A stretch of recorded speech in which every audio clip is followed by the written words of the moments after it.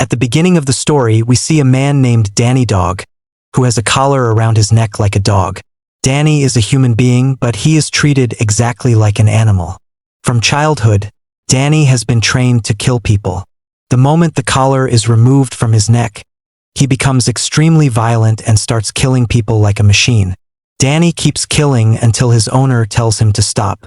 As soon as the collar comes off, he loses all control over himself and turns into a savage beast. Except for his owner, anyone who comes in front of him is beaten to death. But the moment his owner puts the collar back on his neck, Danny instantly becomes calm again. As long as the collar is on, Danny never hurts anyone. During fights, Danny also receives very deep injuries. But his owner has trained him in such a way that he feels no pain at all. Danny's owner, whose name is Victor, gives loans to people.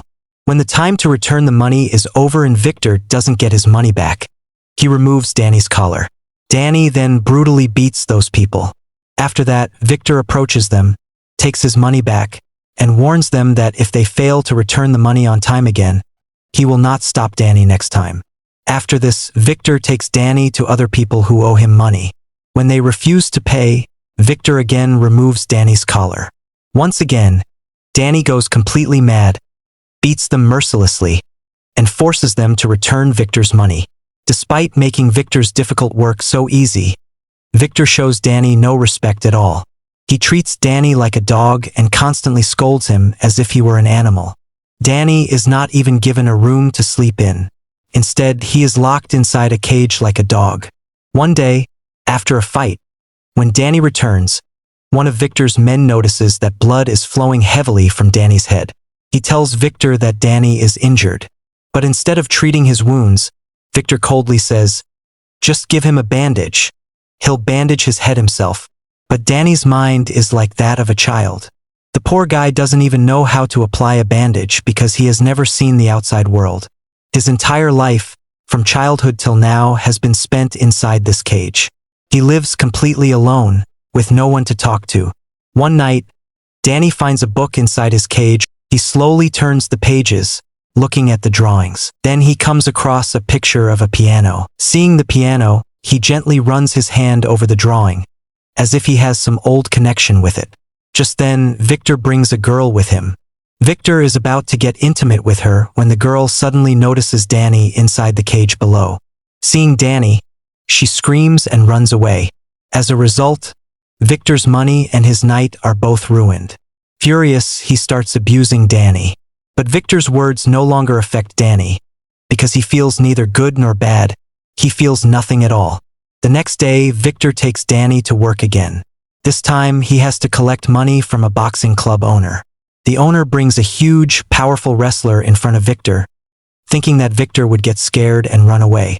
But when Danny starts lifting and slamming the owner's men one by one, even the wrestler steps back and refuses to fight Danny. The wrestler tells the boxing club owner, "Boss, give him the money. Otherwise, Danny will kill all of us." After this, Victor takes Danny to an even bigger man, someone from whom he also had to collect money. This man is a powerful heroin smuggler. That's why Victor politely asks him for the money. But this man is very clever. He knows that if Danny's collar is removed, none of them will survive. So before Victor can remove the collar, the man grabs Victor and brutally starts beating him. All of this happens right in front of Danny's eyes. But Danny does nothing because the collar is still around his neck. The man then orders his men, "Kill Victor first and then kill Danny." Saying this, he leaves the place and goes to attend another business deal.